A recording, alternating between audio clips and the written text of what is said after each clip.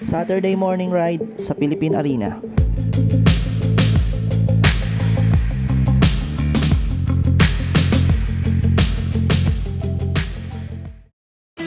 Good day mga idol. On the way na ako sa Philippine Arena. Dito na tayo sa Bagbagin, Valenzuela.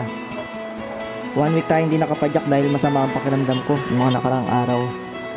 Matagal na akong hindi nakapunta sa Philippine Arena, siguro mga before pandemic pa. Nandito na tayo sa MacArthur Highway. Dati ang daan namin sa may barangay Duhat. Kaso sarado na daw doon.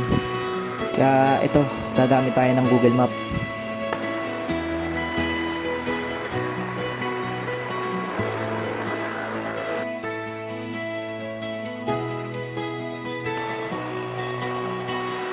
Dito na tayo, Philippine Arena.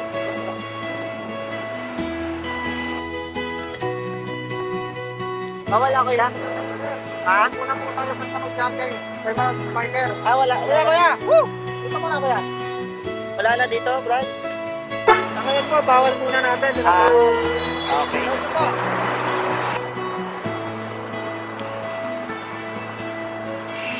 Ayun na nga guys. Hindi tayo medyo hindi maganda yung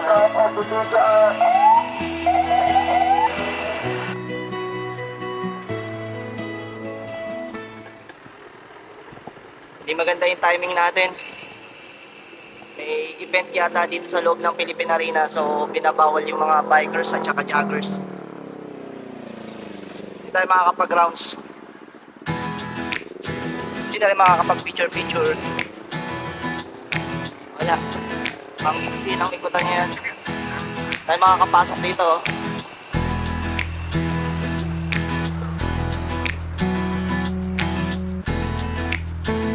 Dito na lang.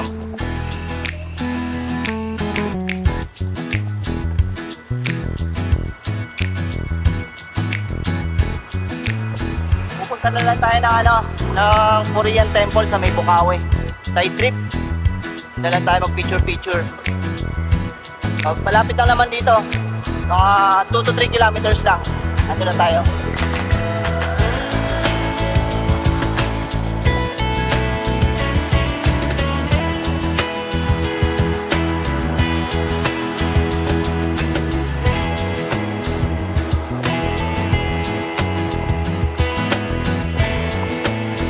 Nandito na tayo ulit sa MacArthur Highway. Kakanan na tayo dito sa may McDonald's.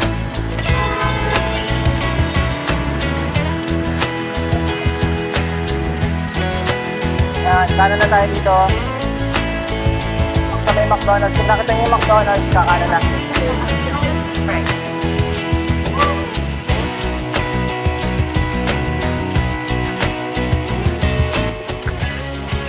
Nandito na tayo guys sa Korean Temple. May entrance fee nga pala dito, 30 pesos. Tapos open nila is 10 AM. Kaya pag maaga kayo nakapag-ride out, unahin nyo muna sa Philippine Arena tapos side trip dito. Don't share you down. You gotta stand up and fight. Don't say you down. You gotta stand up and fight. You got to stand up. Stand up and fight. You got to stand up.